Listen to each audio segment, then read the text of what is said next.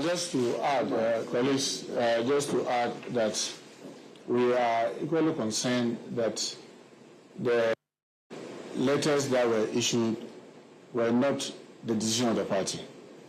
Our party, as NDC, has about 4 decision-making groups. First, the Congress, where all delegates meet to take decision.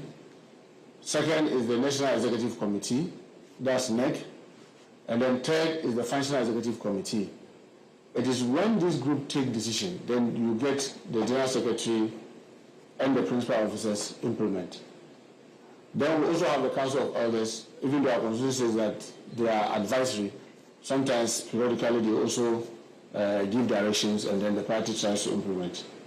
We are firm that I serve as on FEC, I serve on NEC, I go to Council of Elders as an observer, and I also on the political committee as an observer.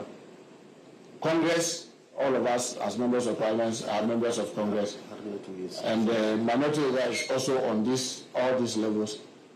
At no such meeting was there any agenda to discuss this. So it is clear that it is a letter, yes, written by the General Secretary, but the decision may be just the decision of some few people in the party. And we believe that our party should sit up, because Article 55 of the 1992 Constitution is very clear. It says that everything that we do must follow democratic principles. So we want to urge the General Secretary, and the most shocking part of it is that we were never consulted. I mean, I heard some of the officers saying that some elders were sent to talk to us. I would be very happy to be mentioned which elder was sent to me to talk to me, because nobody has spoken to me. And without casting any insinuation and also creating doubt on the capability of our colleagues, Honorable Atufosin, Honorable Kwame Agboja, and Honorable Amako Fibua. These are our colleagues. I mean, we've been working very closely together, those of you who report from this house. And myself, Honorable Abeji, and the leader himself, Honorable Abeji, we will have to be grateful to this caucus. Any day they decide that, oh, we've had enough of you, maybe we want to change direction, we want to change energy, we want to change steam, we will be thankful for the opportunity given us. Because how were we put into office? I'll just recap. In 2021, the party led by the then national chairman, Honorable Officer and the General Secretary came to our caucus meeting. They came and then names were sealed, so suggested names. And I remember very well, the first question they asked the General Caucus was, do you want to retain your leadership or you want to change them? And there was a row, applause, that no, we want to maintain them. Even that, they said they wanted to be sure, because there were some other names that were also coming up. Each regional caucus was asked to go back and, having the names that had come up, consider what their choice, seal it in an envelope and give it to the national party, which is exactly what happened. So it was taken to the political committee, it was summarized, and then there was another caucus meeting to announce the decision from the various 16 regional caucuses. I want to say that this is consultation, and this is the caucus electing its leaders. I'm sorry to say that you have youth organizers in our party, they meet to elect their leaders. Women organizers meet to elect their leaders.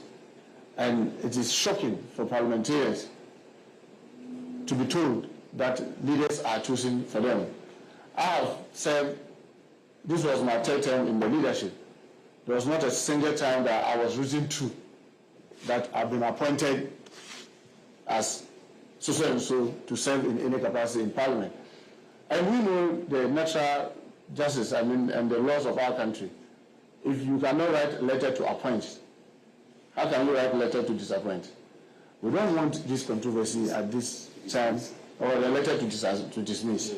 I want to also remind some of the officers about our 1992 Constitution, Article 296, where when discretion is given you, that discretion, how it should be used.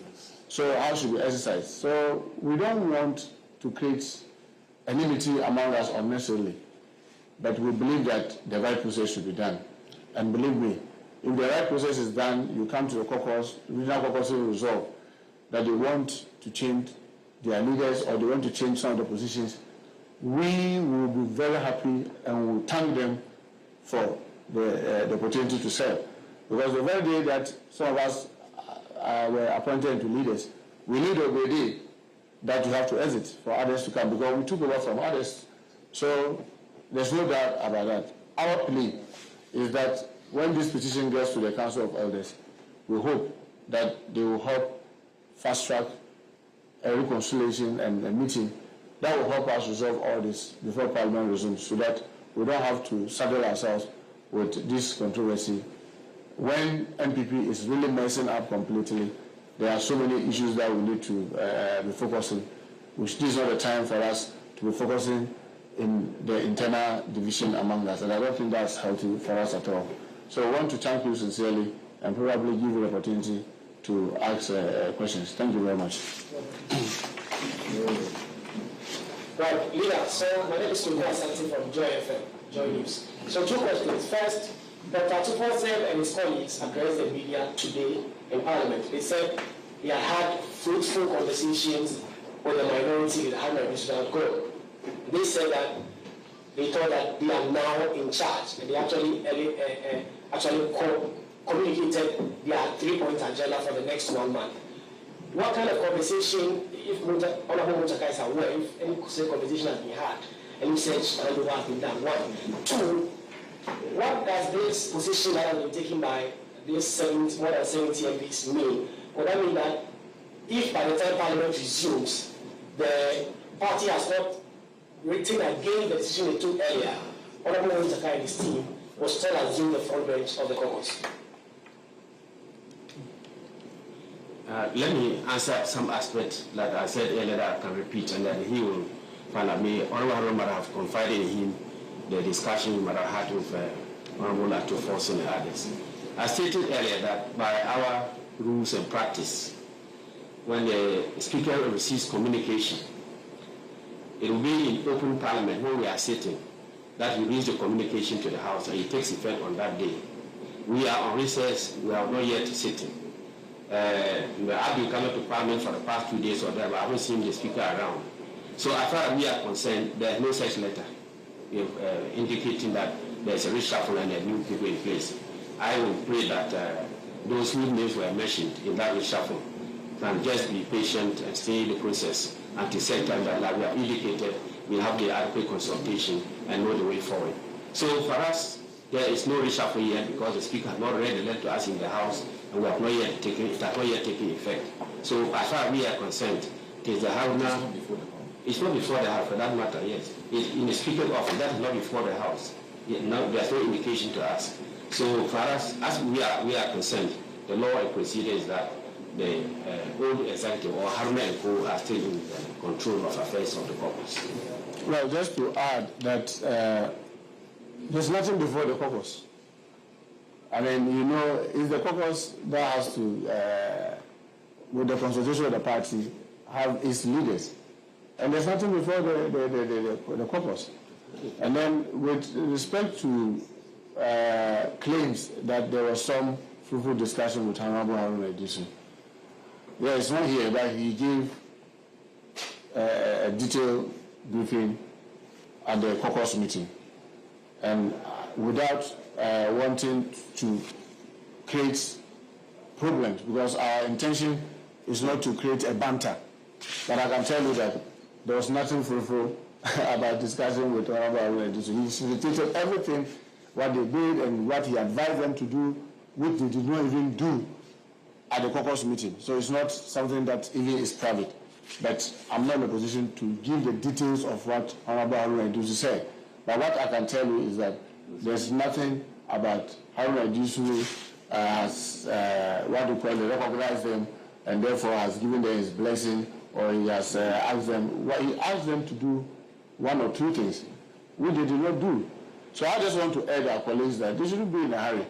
If this caucus really wants to have a change and have them as leaders, they can count on our support. just as they have supported us.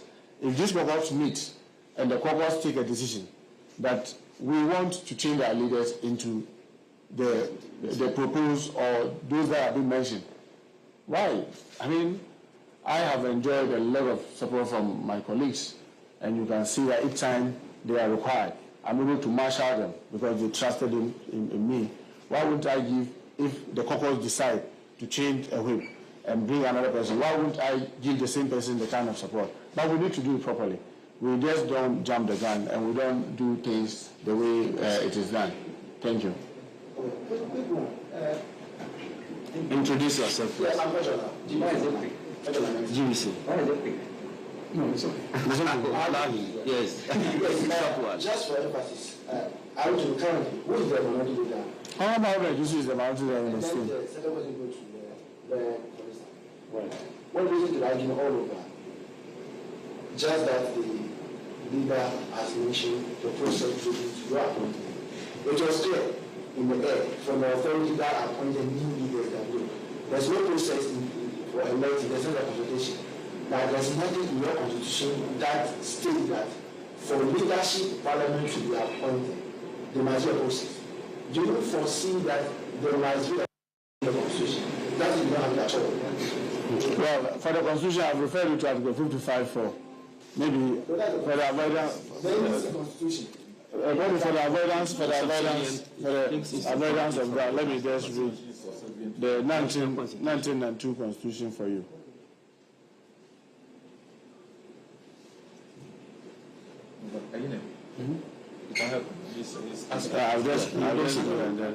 Just go ahead. I just wanted to read that and then the lawyer will just speak. Okay, I thank you very much for the question. As the minority chief has just indicated, the 1992 Constitution is a fundamental law of the land.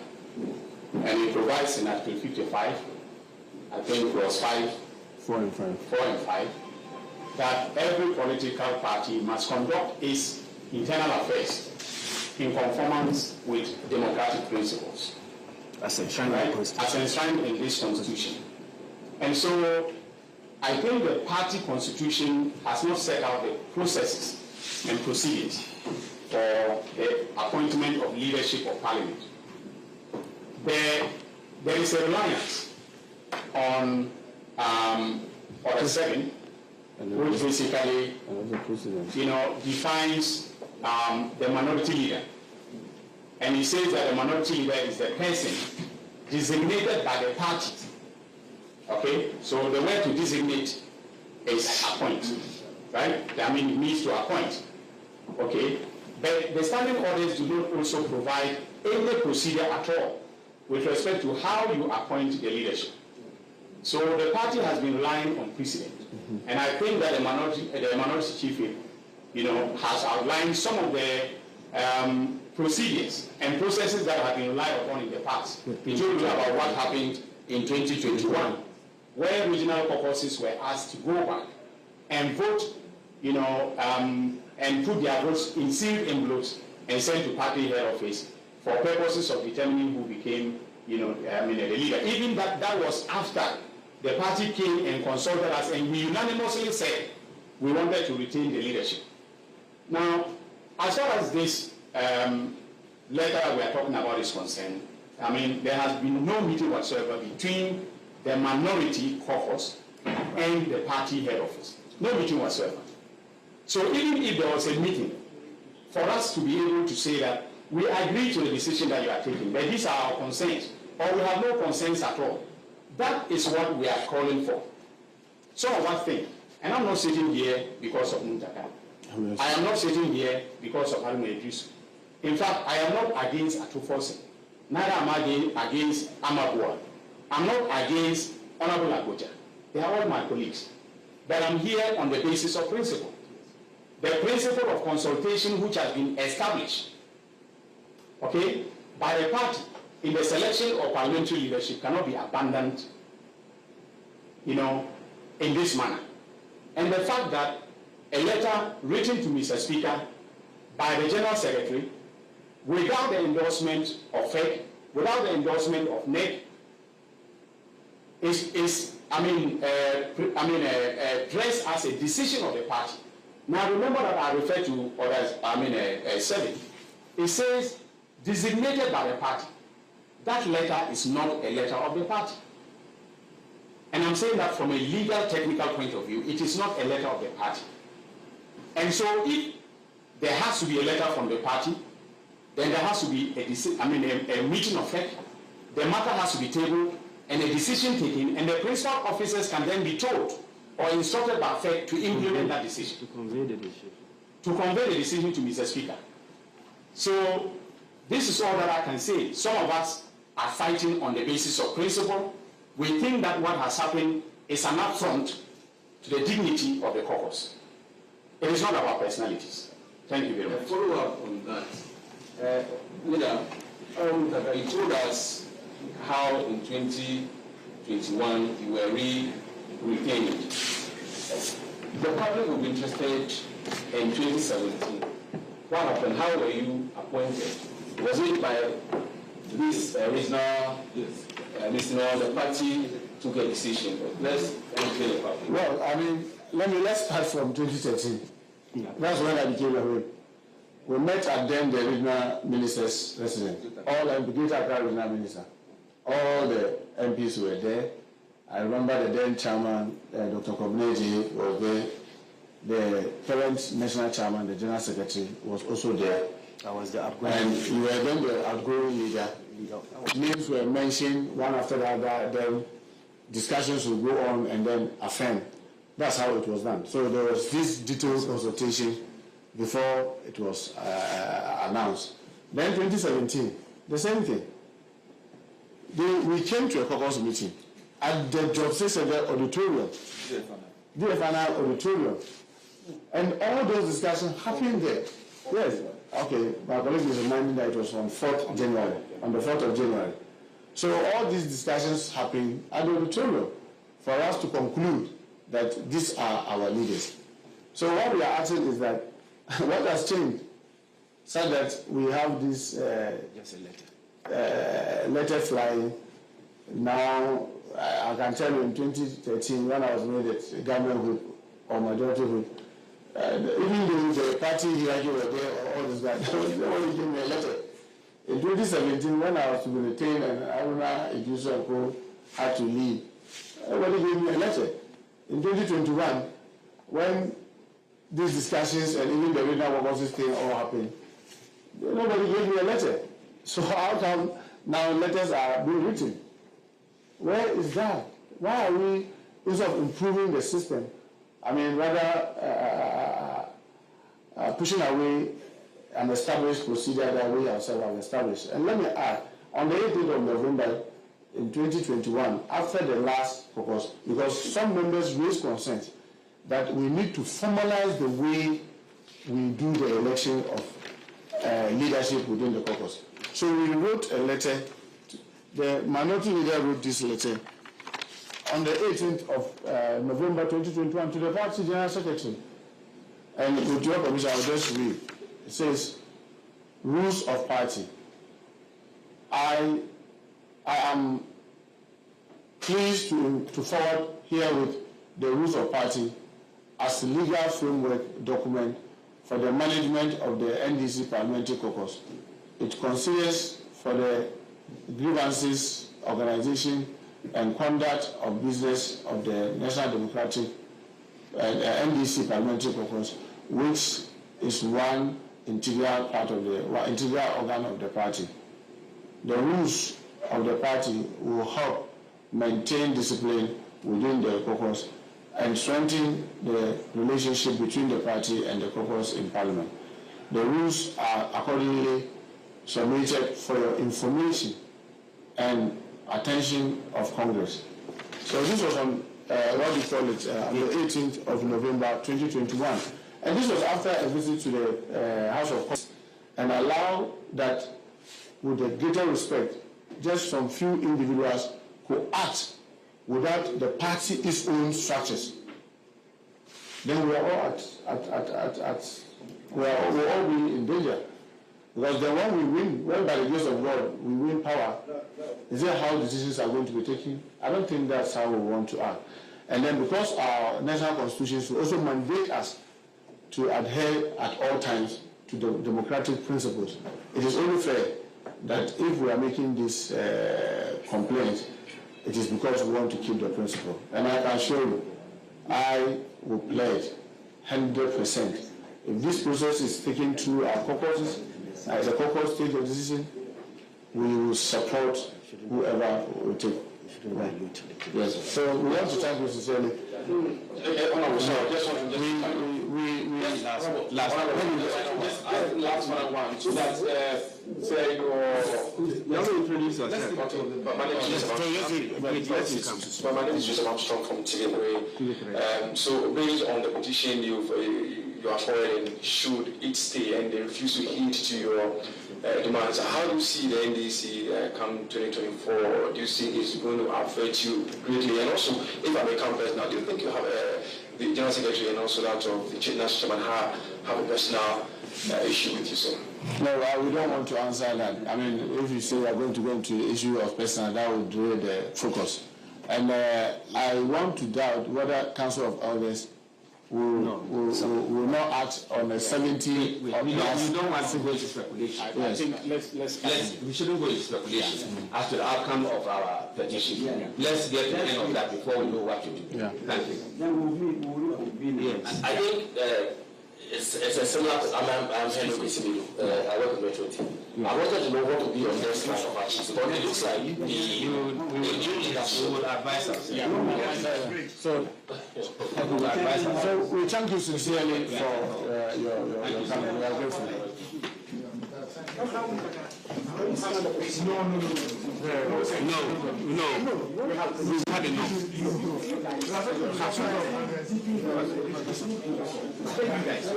why you do that, then I want to mention you.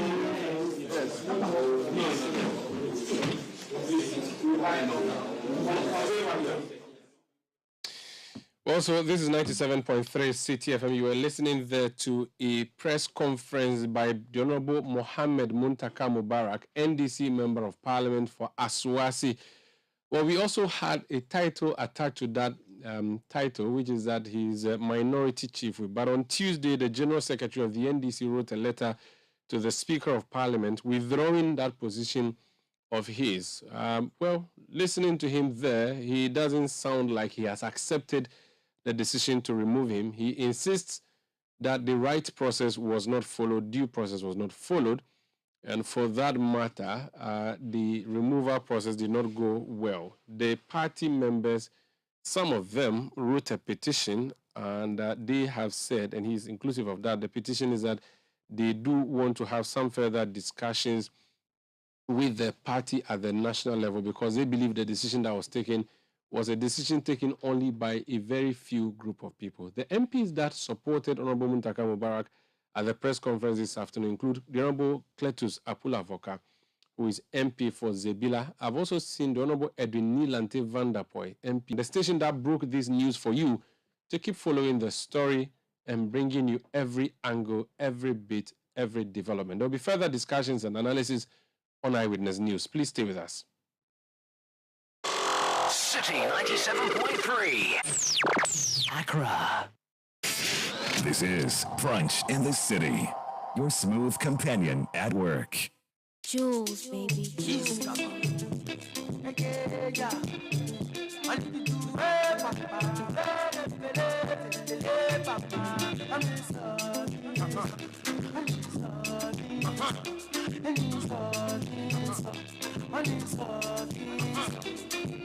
I get to get away the trouble me, oh. She just bust my brain. She just say she want my shit again. She just twist my brain. Can you sweet yours?